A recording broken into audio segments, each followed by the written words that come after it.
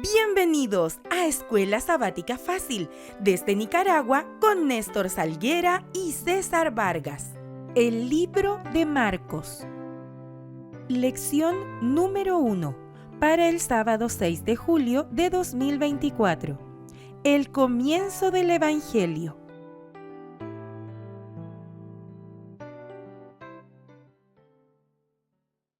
Lecciones para hoy.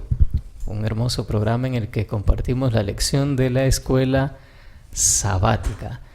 Y damos gracias a Dios porque nos concede este privilegio en este momento. Y cordialmente les saluda el hermano Eduardo Arauz. Gracias a todos los que nos escuchan, tanto a través de las emisoras de Avinoroc, como a través también del canal de televisión La Verdad Presente. Están conmigo nuestros apreciados hermanos, nuestro hermano Néstor Salguera. Amén. Y nuestro apreciado hermano César Vargas. Amén. Ancianos de la iglesia Camino a Cristo, y también creadores del canal Escuela Sabática Fácil, donde comparten también la lección de la Escuela Sabática. Bienvenidos, ¿cómo están? Muchas gracias, Eduardo, por invitarnos aquí, ¿verdad? A través de la radio. Es un gusto, un placer que podamos estar aquí. Sobre todo, ¿verdad? Es un privilegio poder exponer la palabra de Dios. Amén. Aquí su servidor, Néstor Salguera. Y estamos aquí para que podamos comentar esta lección, ¿verdad? Amén. Así es, le saluda a su hermano en Cristo, César Vargas. Y pues siempre le animamos, ¿verdad?, a que usted pueda conectarse con nosotros, conectarse con la lección que cada día nos permite el Señor estudiar, y pues esperamos que sea de beneficio de todos. Claro que sí. Entonces, a nuestros amigos, así como siguen la lección de la Escuela Sabática a través de Adventist TV, pueden buscar Escuela Sabática Fácil en YouTube, ¿verdad? En YouTube, y encontrar los comentarios semanales con nuestro hermano Néstor y nuestro hermano César. Así es. Así que les animamos también para que se suscriban al canal de Radio Adventista, también que se suscriban, y también al canal de Escuela Sabática Fácil, para que nos apoyen también, ¿verdad? De esa manera podamos crecer más también. Podemos enriquecer el estudio de la lección semanal. Y también les invitamos que hagan sus comentarios, ¿verdad? Claro que sí, en el Facebook estamos pendientes, y en la transmisión de YouTube, y con gusto nosotros estaremos leyendo los comentarios que nos hagan a través de las transmisiones. En este momento vamos a iniciar un nuevo trimestre, un nuevo estudio, el libro de Marcos. Esperamos que sea un estudio que enriquezca nuestra vida espiritual, y vamos a comenzar con la lección número 1, que lleva por título El comienzo del Evangelio. Antes, por supuesto, de todo estudio de la palabra de Dios, es importante pedir la bendición del Señor. Así que vamos a pedirle a nuestro hermano César que nos dirija en oración. Oremos. Nuestro amado Dios, te damos gracias por la vida. Gracias por habernos permitido reunirnos en este momento para estudiar tu santa palabra. Oramos, Señor, para que el Espíritu Santo que la inspiró, el Espíritu Santo que inspiró también esta cartilla de Escuela Sabática, pueda ayudarnos a nosotros a entender el mensaje que tienes para nuestro tiempo. Pedimos tu bendición, Señor, danos la capacidad para entenderlo. Bendice a nuestros hermanos acá y los que nos escuchan también a través de estos medios de comunicación. En el nombre de Jesús se lo agradecemos. Amén. Amén. Muy bien.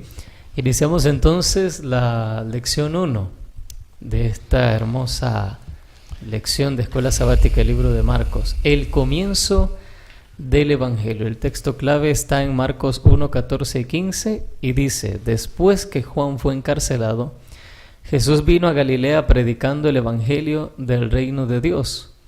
Decía: el tiempo se ha cumplido, el reino de Dios está cerca.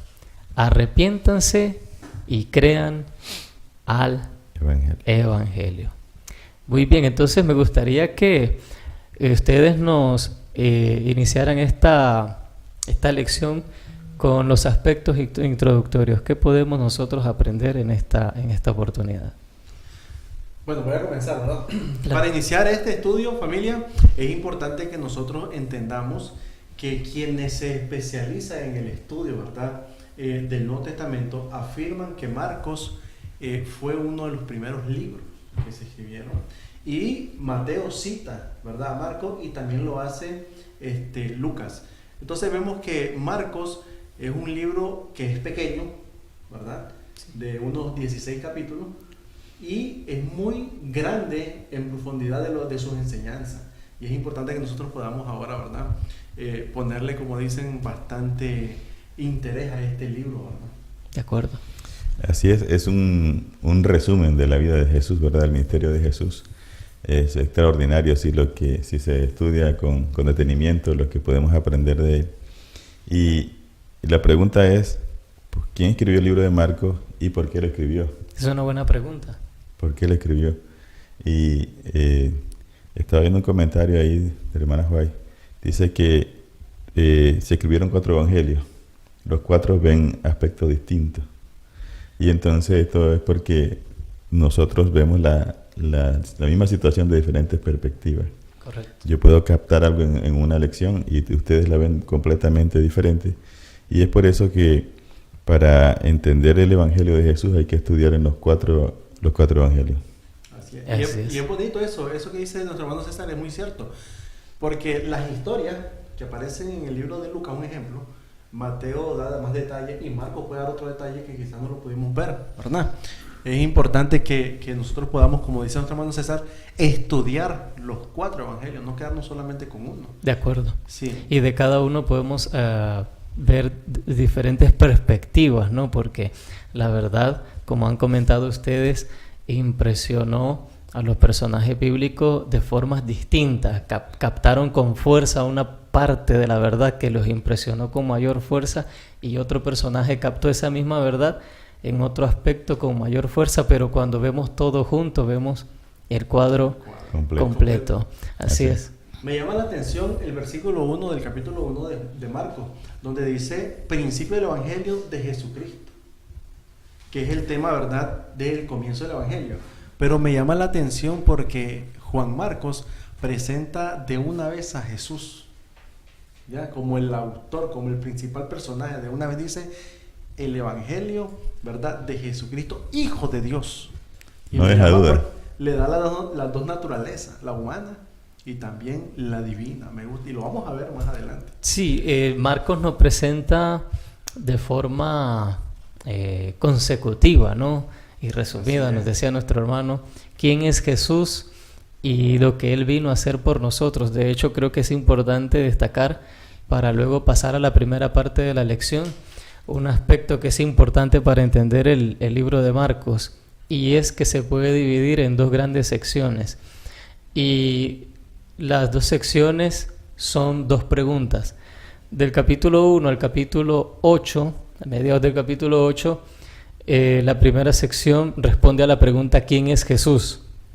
Y después de que Pedro responde ¿quién es Jesús?, ¿verdad?, en ese capítulo 8, tú eres el Cristo, encontramos la segunda sección hasta el final, Marcos 16, y responde a la pregunta ¿a dónde va Jesús? ¿Hacia dónde va Jesús? Entonces, este detalle me parece importante que nuestros amigos lo conozcan, para que al leer el Evangelio de Marcos puedan tener claro en qué sección se encuentran. Porque Marcos va a tratar en todo su libro o su Evangelio de responder estas 2 grandes interrogantes. Y vamos a tener estas 3 selecciones para poder ver, como dicen, de manera detallada cada paso de la división de estas 2 secciones. Sin duda va a ser un viaje fascinante, así que comenzamos. Y me gustaría que comencemos entonces adentrándonos un poco en este personaje que es Marcos, y entremos en la primera parte, el misionero fracasado. ¿Por qué este título? ¿Por qué esta primera parte? Bueno, recuerden que Marcos, según la lección, era un hombre joven cuando se dio este asunto en el libro de Hechos, capítulo 12. Era un hombre joven, era hijo de una María. No se dice que María, solamente que era una María, que era una mujer adinerada también, pero que de alguna manera estaba conectada con la iglesia. Probablemente allí Marcos tuvo un conocimiento con los apóstoles, se relacionó con ellos, Y bueno, la Biblia lo presenta después como ayudante, ¿verdad? De Bernabé y de Saulo, cuando viajaban a Chipre. Pero si ustedes leen ahí el capítulo 13 de Hechos, hubo un asunto con un hombre que era mago y hubo ciertas cosas ahí y parece que como que impresionaron de manera negativa, podemos decir, a Marcos, de manera que al final dice el versículo 13 que cuando ellos salieron de ahí, él los dejó, se fue para Jerusalén. Bueno, ¿por qué se fue? Es la pregunta. La Biblia no nos da detalle, ¿verdad? ¿Cuál es la razón de su vida? Pero ahí pues la hermana Juay nos da una luz. Adelante. Dice, ustedes pueden leerlo, dice: Marcos, abrumado por el temor y el desaliento, vaciló por un tiempo en su propósito de entregarse de todo corazón a la obra del Señor. No acostumbrado a las penurias, se desalentó por los peligros y las privaciones del camino. Hechos de los Apóstoles, página 127. ¿Qué puedo decir yo de esto? Bueno, la hermana ya lo dice, el muchacho era adinerado, por así decirlo, era cómodo, ¿verdad? Económicamente, y el Evangelio exige mucho, ¿verdad? El apóstol Pablo. Y más en los tiempos del apóstol Pablo. Sí, pues hoy digamos, dice mi suegra, vivimos como rey, en comparación. En comparación. Porque eso sí necesitaba mucho sacrificio. La iglesia no estaba organizada. Ellos, como podían, avanzaban, ¿verdad? Guiados por el Espíritu Santo. Y pues Marcos no estaba acostumbrado a eso y parece que eso lo hizo vacilar. Sí, porque en la última parte de aquí dice, en resumen, las cosas simplemente tornaron, dice, demasiado duras para él. Y quiso irse. Es lo que estaban mencionando. Él vivía cómodo. Y estar en un lugar ahora donde tenés que pasar, qué sé yo, frío, hambre, tenés que, como dicen... No estaba la camita cómoda, Entonces, la sabanita. Y fíjate que me llama la atención porque dice aquí una pregunta: ¿quién no sabe por experiencia lo que significa retroceder ante algo? Nosotros en algún momento de nuestra vida hemos retrocedido, y lo digo de manera de mi experiencia. Cuando a mí me eligieron para diácono, me lo pidieron 3 veces, porque la primera vez yo dije, no estoy para esto, por la responsabilidad, por el compromiso. Cuando me eligieron para anciano, me dieron la llave, no solo, usted va a ser el anciano, yo me quedo.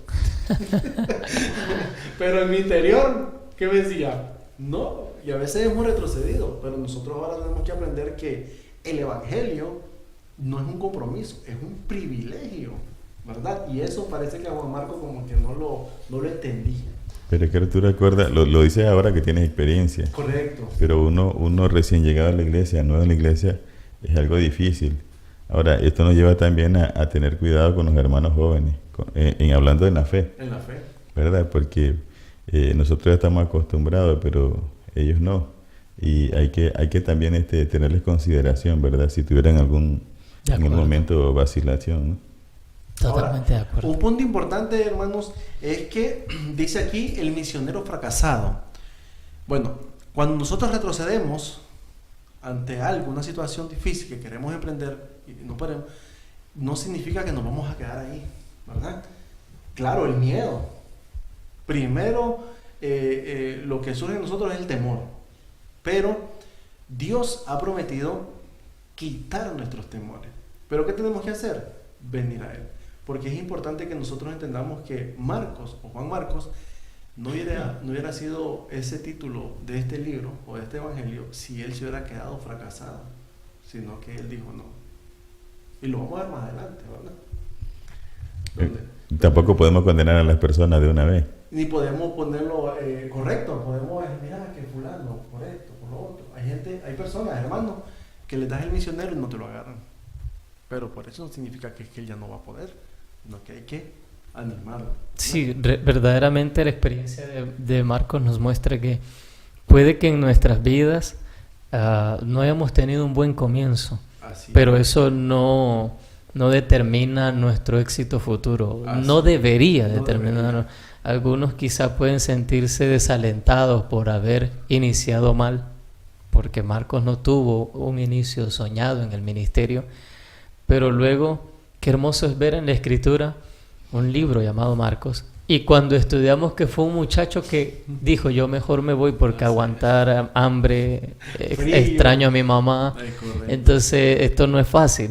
Pero qué bonito es que ese Marcos escritor, que anduvo con Pablo y con Pedro, es un escritor inspirado por el Espíritu y que hay un libro que lleva su nombre en la palabra de Dios. Extraordinario. Avanzamos a la segunda parte y precisamente se titula Una segunda oportunidad. Y aquí ustedes nos van a ayudar a entender por qué tenemos un libro que se llama Marcos, ¿no es cierto? Bueno, en esta segunda parte me llama mucho la atención y yo lo titulé, dice una segunda oportunidad, pero yo le puse el Dios de las oportunidades. Muy bien. Porque una de las cosas es que Dios siempre está allí animándote, hablándote y diciendo, tú puedes, lo único que tú no quieres es que yo te tome.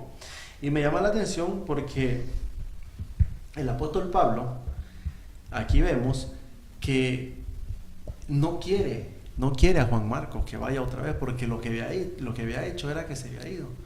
Pero, ¿qué sucede? Bueno, Pablo tenía algo, y es que Pablo se preocupaba por sus iglesias. Pablo tenía esa preocupación, siempre él estaba preocupado por las iglesias y sobre todo aquellas iglesias que él fundaba, ¿verdad? Que él llegaba. Pero es importante que nosotros mencionemos de que Juan Marcos, al ver su actitud, dice que él quiere ir, pero ¿qué dice Saulo? No, yo me voy con Silas. Pero ¿qué hizo Bernabé? Bernabé dice, ven muchacho conmigo, vamos a ir, ¿verdad? O sea, alguien te puede menospreciar, pero hay otro que te puede dar otro tipo de ánimo, ¿verdad? Interesante, ¿verdad? Es importante eso. Sí. Ahora, algo importante, era un joven, y hoy los jóvenes, ¿qué quieren los jóvenes? Los jóvenes ahora, en cuanto les decís que no pueden, lo primero que hacen es dar la vuelta y se van. Pero más sin embargo Bernabé, y algo importante que mencionemos es que Bernabé, dice Colosenses 4:10, que eran primos, o sea, o tío. Bernabé era tío de Juan Marcos. Había ese parentesco, tío y sobrino. Entonces, como sos de mi familia, entonces yo te digo, ven conmigo, vámonos, ¿verdad? Pero no se trata solamente de la consanguinidad, sino también de que él vio el potencial que tenía Marcos. Y la inmadurez. Y entonces tenía inmadurez, entonces él vio que podía refinarlo de alguna manera. Exacto. Y entonces lo animó. Fíjate que leyendo aquí el comentario de hermano White, dice que esto sucedió, según la introducción de la cartilla, como 15 o 20 años después de la deserción de Marcos. Pero dice la hermana White acá que la experiencia cristiana de Marcos se había profundizado. ¿Y cómo se había profundizado?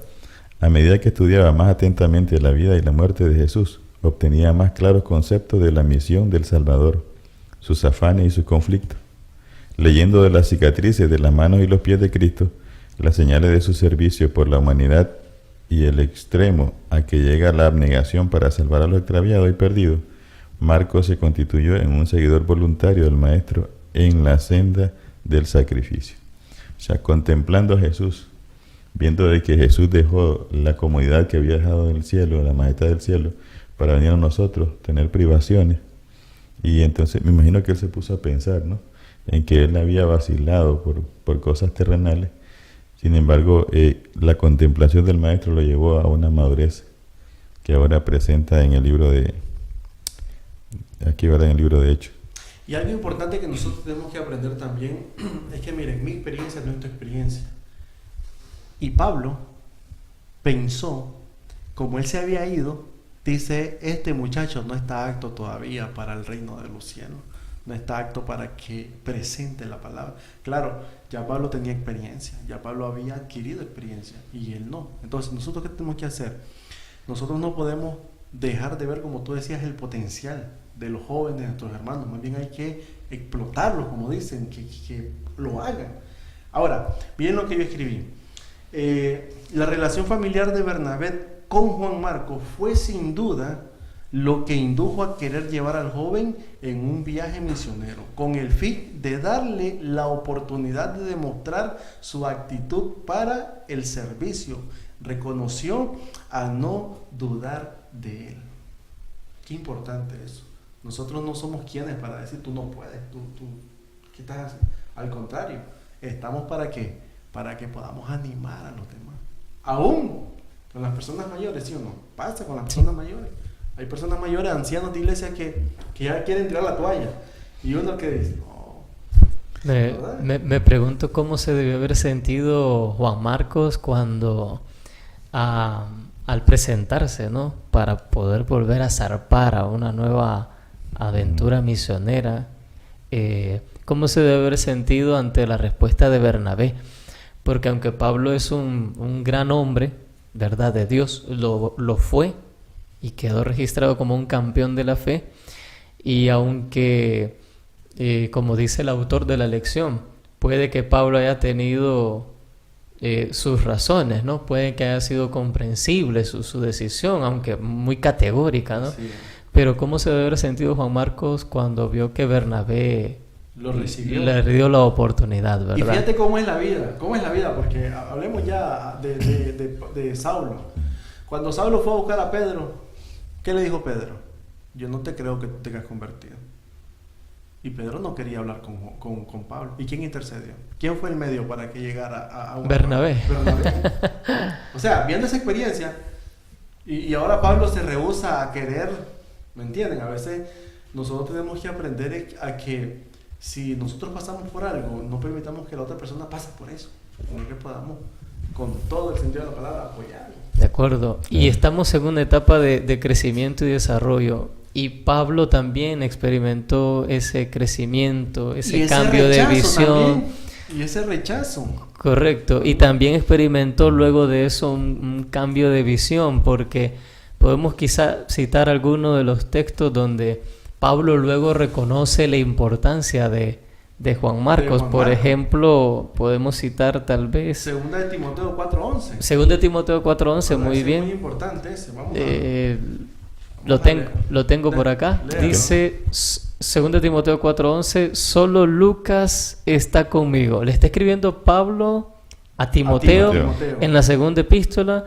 Si no mal recuerdo, es una epístola carcelaria, ¿verdad? Estaba ya, creo que aquí es donde dice, he peleado la buena batalla, está por morir. Y mira, qué impresionante, solo Lucas está conmigo.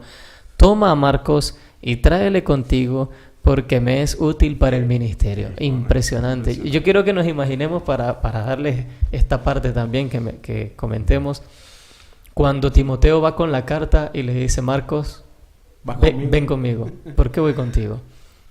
Quiero que lo leas por ti mismo. Y Marcos, haciendo volar la imaginación, dice, trae a Marcos contigo porque me es útil.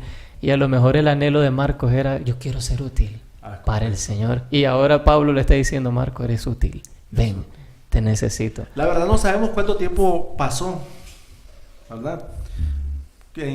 Cuando Bernabé tomó a Juan Marcos, no sabemos cuánto tiempo pasó al tiempo de Pablo, que está ahora pidiendo que venga Juan Marcos. Reconociendo la utilidad. Pero algo importante podemos ver, que en ese tiempo Pablo pudo ver que el muchacho realmente estaba entregado en las cosas del Señor. Que había aprendido, que había crecido. Él también tuvo que reconocer a Pablo. Correcto. Que se había equivocado. Probablemente hasta pues se disculparon ahí. Probablemente, ciertamente. Para eso lo llamó, mira, sí, hay que reconocer también cuando uno se equivoca, y es parte de la madurez, ¿no?, que podemos tener. Y bueno, el apóstol Pablo lo está haciendo acá. Y hay que entender también que no todos somos iguales. Yo no puedo exigirte que tú hagas lo que yo hago, ni tú porque somos distintos. Es un buen punto. Ni que lo hagas como tú lo haces. Es un buen punto. ¿Verdad? Porque Pablo era todo ese intrépido hombre que recibía 40 azotes menos uno por muchas veces, pero este muchacho veía eso, y muy muy importante lo que está enfatizando. Recordemos que Pablo, ahí en el libro de Hechos, Pablo era un hombre observador. Un hombre que observaba la cultura, el mercado, todo lo agarraba y lo asociaba para poder introducir el evangelio. Oye, pero tú tienes tu manera. Es que ese era el don de él. Correcto, su sagacidad, sí. Era un hombre tremendo. Y yo recuerdo la vez pasada que fuimos a evangelizar al Albine, fuimos a regar libros, y Néstor dice, nos subimos ahí. Yo agarro los libros, subite, yo te los paso. Porque él tiene esa habilidad, ¿no? esa soltura. Sí, sí, se subió. Esa expresividad. Y él estaba en la música, bajó el volumen. Yo dije, nunca había hecho tocar el radio de alguien ahí. Lo bajó el volumen de la música y comenzó a hablar ahí con todo el mundo. Yo solamente le pasaba los libros por la ventana. Venga, va. Sí. Haz lo tuyo. Sí, yo hago mi parte de pasarlo, pero...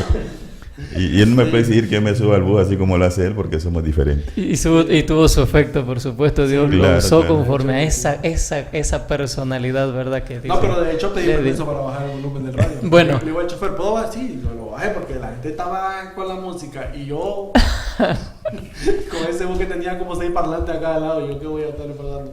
Pero sí, lo que dice César es verdad. Muy bien, excelente. Avanzamos entonces a la segunda parte, o tercera parte, mejor dicho, gracias. Y hablemos ahora del mensajero. Nos adentramos ahora sí, habiendo conocido al autor y su experiencia esperanzadora para nosotros en el Evangelio. Nos habla o nos comienza hablando Marcos del mensajero. ¿De qué trata?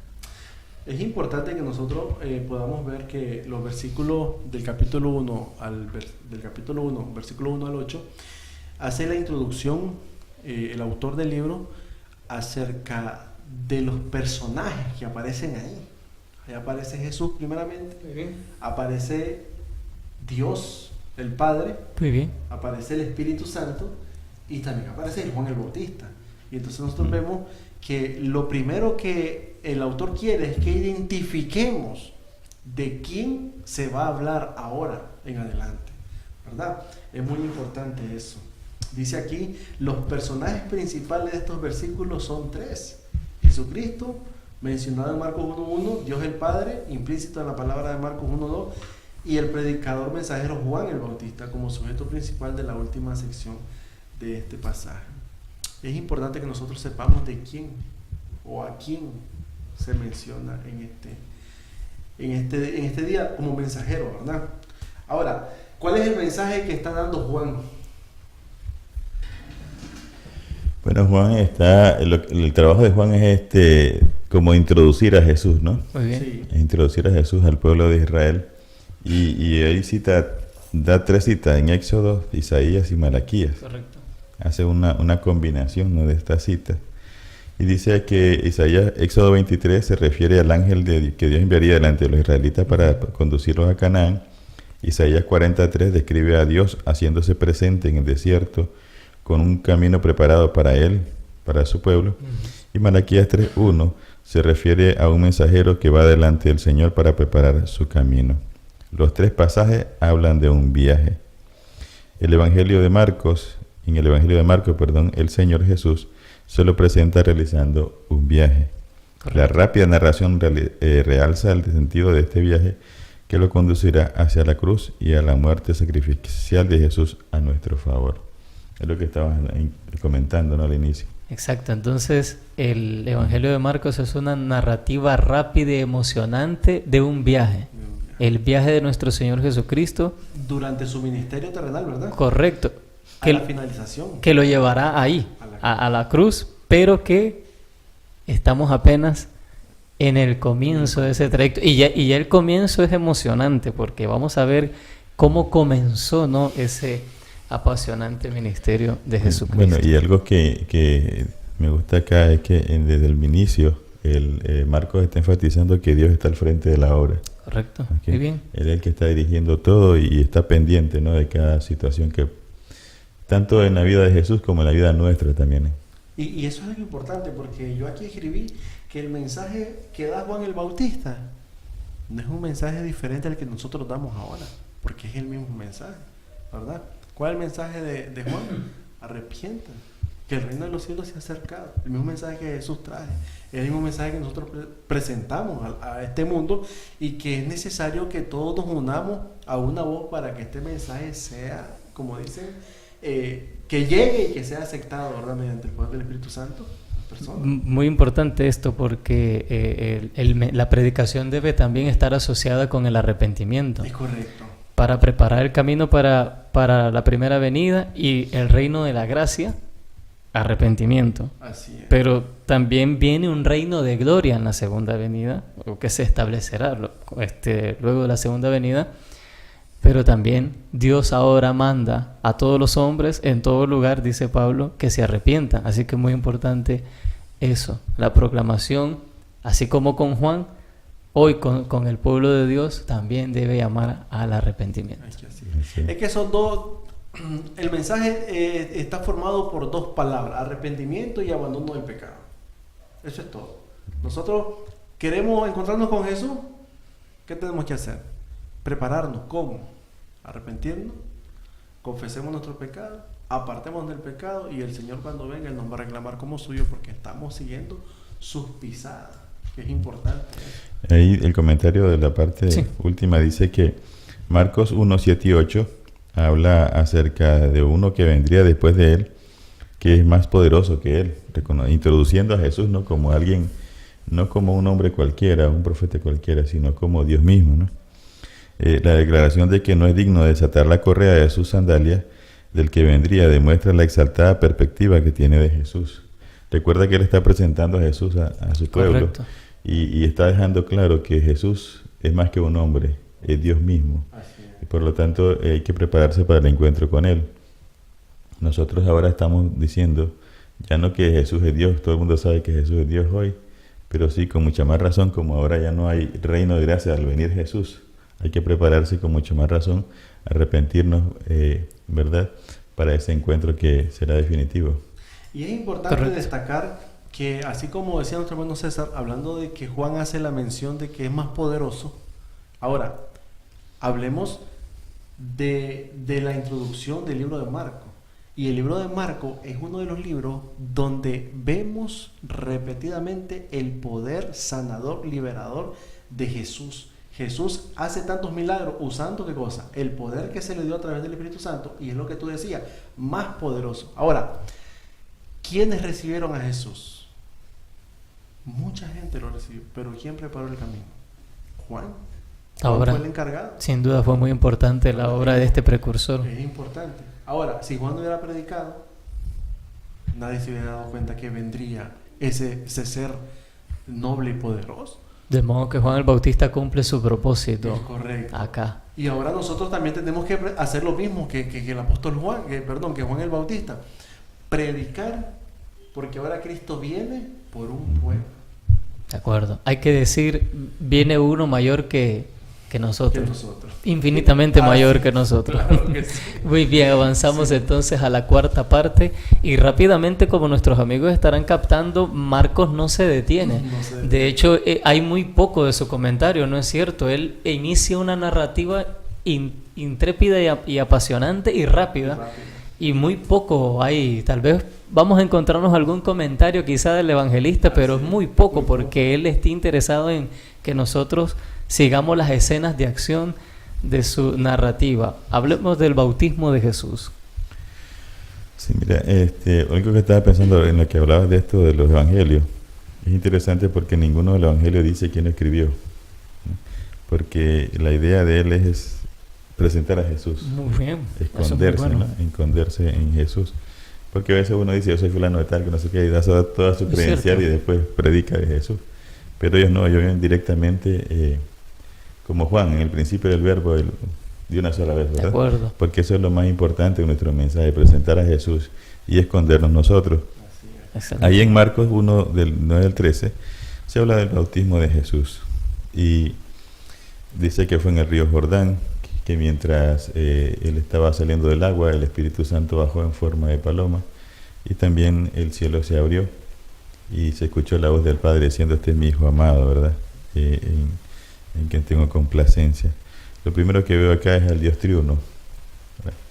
Un Dios formado por tres personas, que muchas veces alguien me decía la vez pasada que era el mismo. Alguien me dijo, mira, es el mismo, solo que primero se presenta como el Padre, después como el Hijo y después como el Espíritu Santo. Como que si se tratara de un traje, de un personaje. ¿Ya?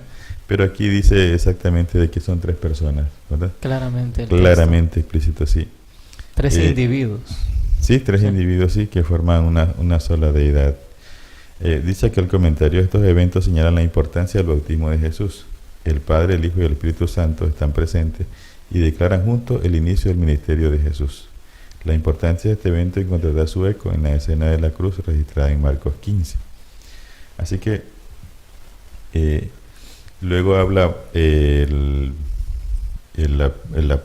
¿cómo le llaman? El discípulo Marcos, ¿verdad?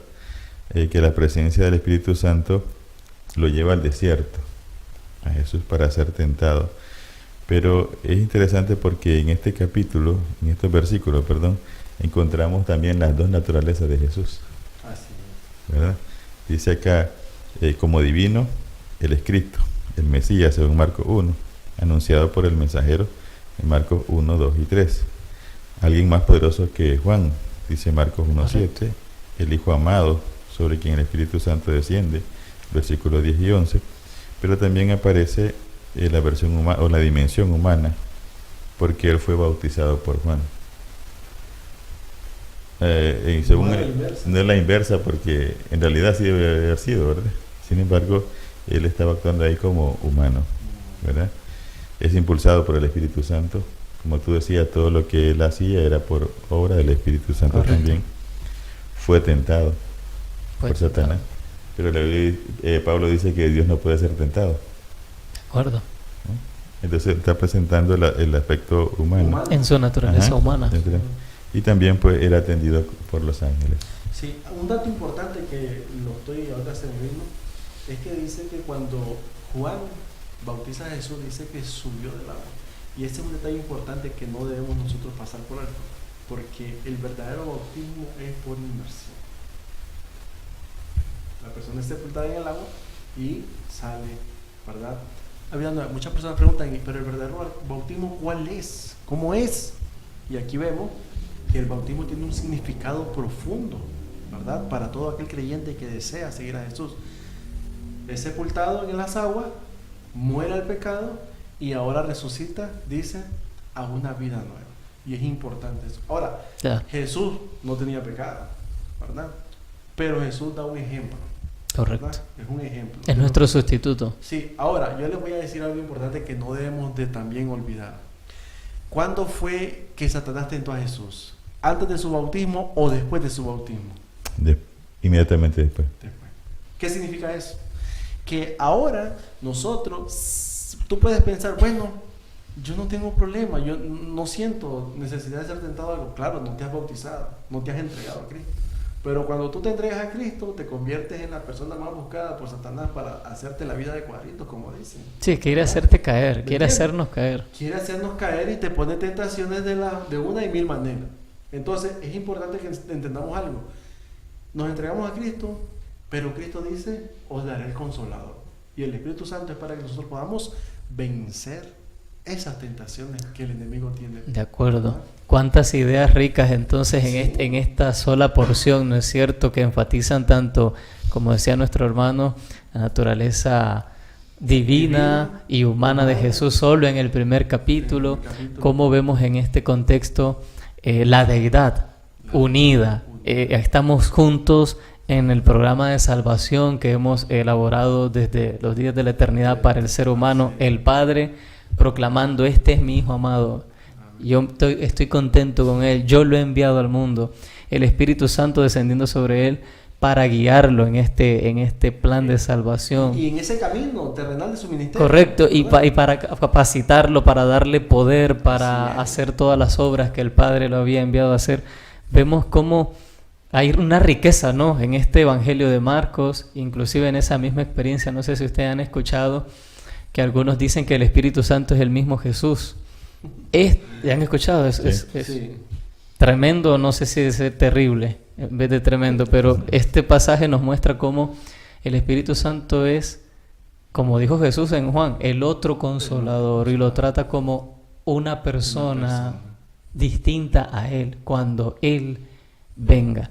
Y aquí dice, el Espíritu lo impulsó al desierto. No dice que Él mismo se impulsó a sí mismo, ¿no? Se autoimpulsó al desierto, su propio espíritu, no, el Espíritu lo impulsó.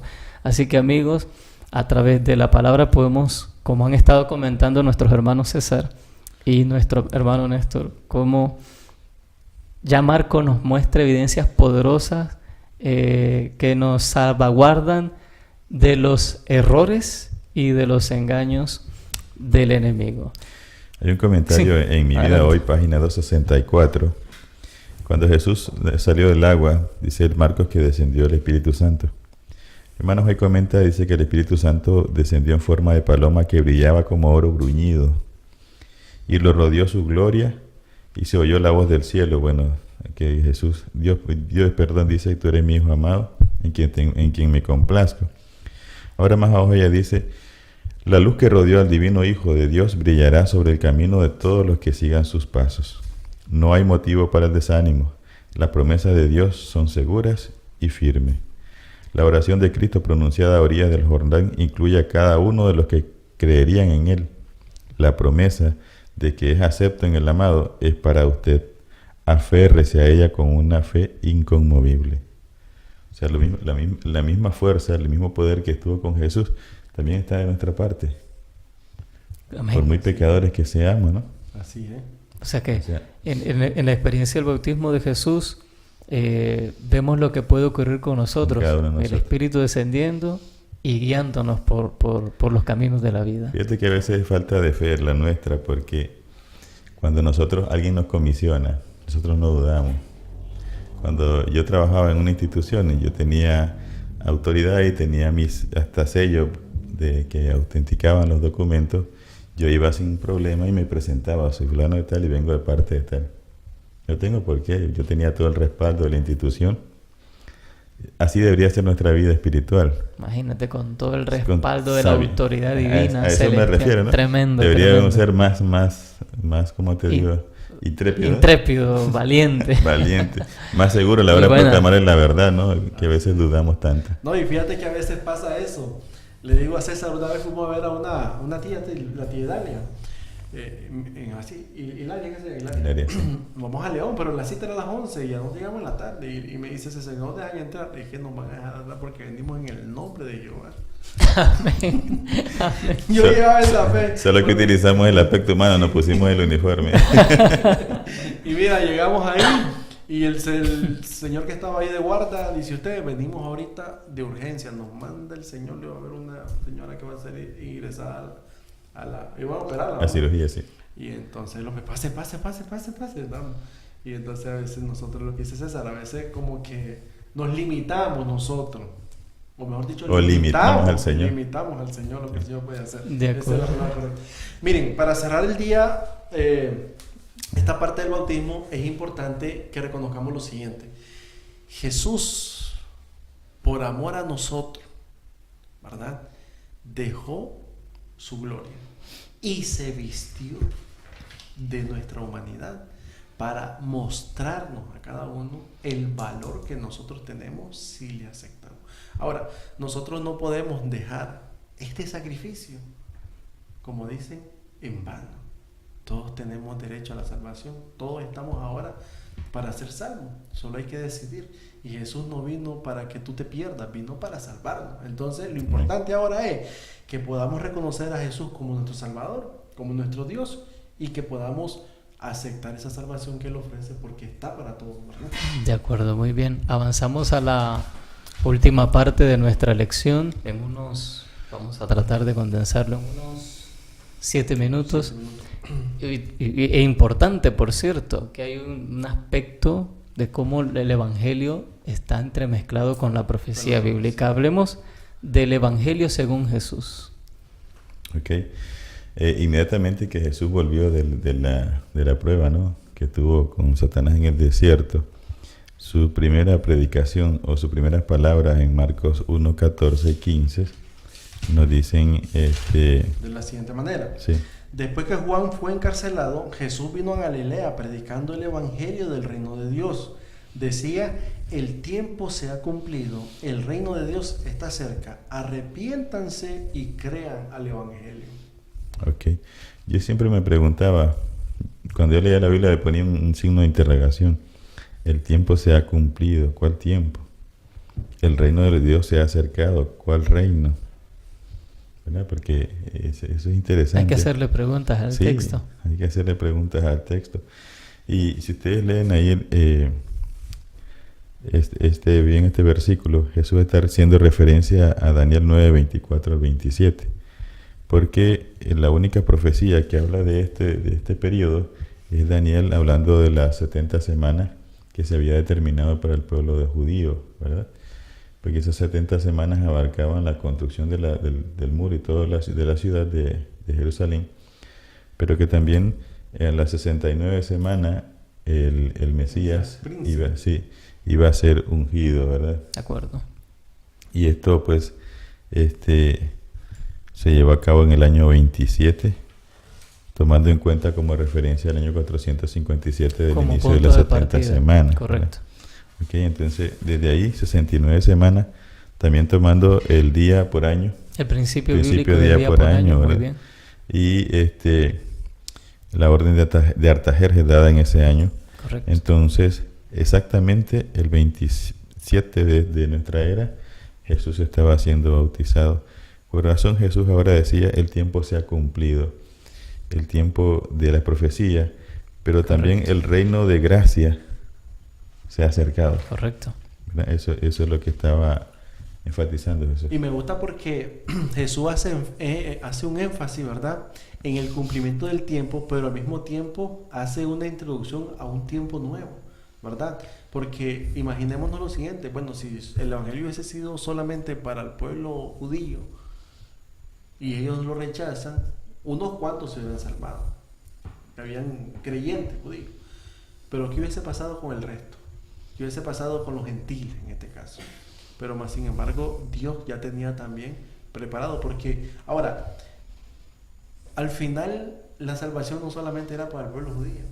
El pueblo judío, si aceptaba a Jesús, iban a proclamar ese evangelio para alcanzar a toda la tierra, ¿verdad? Y eso es lo que Jesús viene a decir. El reino de Dios se ha acercado y nosotros nos preguntamos, ¿pero cómo se va a acercar el reino de Dios? Bueno, porque Jesús mismo está ahora, ¿verdad? El rey del reino está acá. Claro. Él es el reino. Él es el reino. Él es el reino.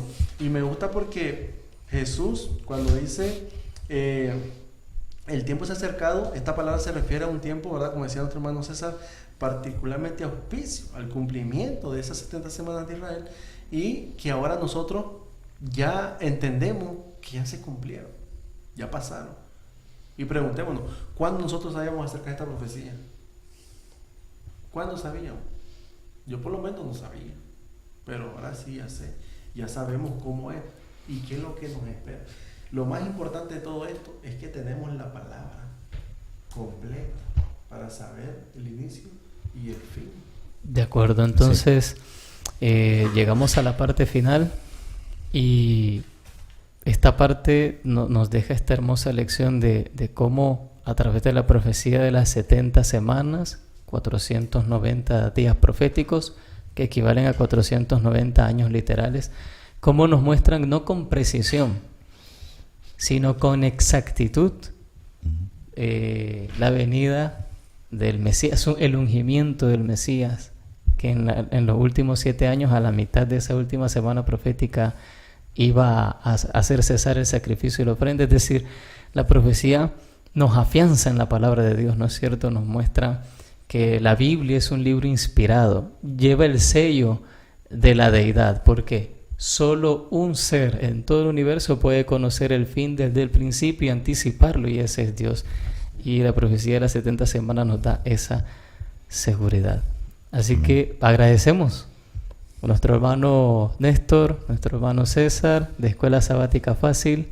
Gracias por acompañarnos. Gracias por invitarnos. Algunas últimas palabras. Así es. Bueno, hablando de la lección de todo esto, me anima a saber que Dios tiene un calendario profético, y no solamente a grandes rasgos como este, sino también en cada una de nuestras vidas, ¿verdad? Amén. Dios tiene un plan para cada uno de nosotros y seguramente lo va a cumplir según su misericordia. Claro, si nosotros también se lo permitimos. Amén. Así es. Bueno, lo que quisiera aportar ya para dar por finalizado este repaso es que, como siempre, nosotros les amonestamos, les animamos que estudien este libro, que lo Amén. estudien. Es un nuevo viaje que estamos iniciando, y Dios tiene planes y propósitos eternos para todo aquel que quiera venir a aceptar este evangelio, ¿verdad? Es lo importante. Cristo vino para salvarnos, y hoy nosotros tenemos en nuestras manos la decisión. Si soy de Cristo, no estoy perdido, como dicen. Pero Dios quiera que su Espíritu Santo a todos, ¿verdad?, nos alcance. Alabanza a Dios. Agradecemos a cada uno de nuestros amigos oyentes que nos han escuchado a través de esta su emisora, a quienes se han conectado a través de La Verdad Presente, a nuestros hermanos de Escuela Sabática Fácil. Vamos a finalizar con una oración, hermano Néstor. Así es, vamos a orar. Querido Dios y Padre amado, gracias te damos, porque tu misericordia, oh Dios, nos ha alcanzado. La gracia todavía, Señor, está abierta para cada uno de nosotros. Ayúdanos para que podamos aprovecharla en el sentido, Dios, de gozarnos en tu salvación, que podamos aceptar esa salvación. Si hay alguien, oh Dios, en este momento que está pasando por momentos difíciles, por situación, circunstancias difíciles, sea usted, oh Dios, dándole la fuerza, el consuelo y sobre todo supliendo, Señor, cada necesidad. Padre, ayúdanos para que podamos proclamar este mensaje de manera verbal, pero también, Señor, de manera testimonial, con nuestro testimonio, Dios. Bendice tu iglesia adventista del séptimo día, bendice esta radio, Dios, que es una emisora que está haciendo un trabajo maravilloso, Dios. Bendice este ministerio y también te pedimos que bendigas cada canal de YouTube, plataforma en Facebook, Señor, que está también presentando estos repasos, estas lecciones, Señor. Gracias, oh Dios, en el nombre de Jesús. Amén. Amén. Y amén. Recuerden suscribirse al canal.